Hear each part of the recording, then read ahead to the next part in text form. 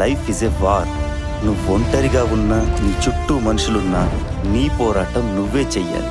ఆ పోరాటంలో నారాం గెలుస్తాడని నాకు నమ్మకం ఉంది. గెలుస్తావు కదా? గెలుస్తానా? నీకోసం, నీ ప్రేమ కోసం నేను ఏదైనా చేస్తాను. ఏంట్రా ఒక్కదానికేనా? రేపు పెళ్ళయ్యాకేం చేస్తావు? మధ్యలో ఈ బ్రేకప్లు ప్యాచప్లు మనతో కాదురా బాయ్. ఏం ఫీల్ దా చెప్పినాడు సిస్టర్. ఫీల్ దా ఇంత ఫీల్ దా ఎప్పుడు చెప్పలేదు. నీకు నా ఫీల్ రాలేదా? నాకు దా ఫీలే వచ్చింది. మంతోని కాదురా బాయ్. ఈ 60 ఏళ్ల స్వతంత్రం ప్రజలది కాదు, అధికారులది కాదు, రాజకీయ నాయకులది మాత్రమే.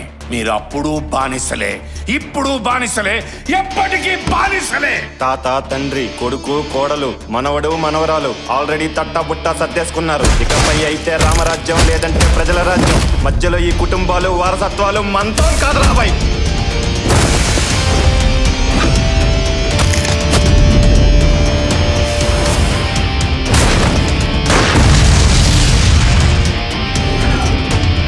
తల్లి మీద గన్ను పెట్టినందుకే తలలాడిపోతున్నావే.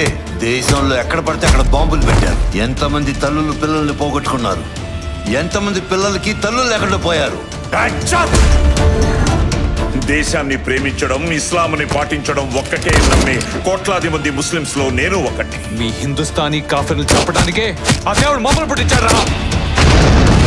ఒకటే దేవుడు, ఒకటే మతం. ఆ దేశంలో పెట్టి కోసం దర్గాకెళ్లే హిందూ తల్లి ఉంది, బుర్కా తీసి రాఖీ కట్టే ముస్లిం చెల్లి ఉంది. సమస్య వాళ్ళ మతానిది కాదు, వాళ్ళ నమ్మకానిది కూడా కాదు. వాళ్ళు ఎవరు చెప్పుడు మాటలు వింటున్నారనేది. వాళ్ళకి కొంత నమ్మకం, ఇంకాస్త ధైర్యం ఇస్తే నీలాంటి లంజా కొడుకుల్ని మీ వాళ్లే పొలంలో కలుపులు పీకినట్టు పీకి పారేస్తారా నా కొడకా?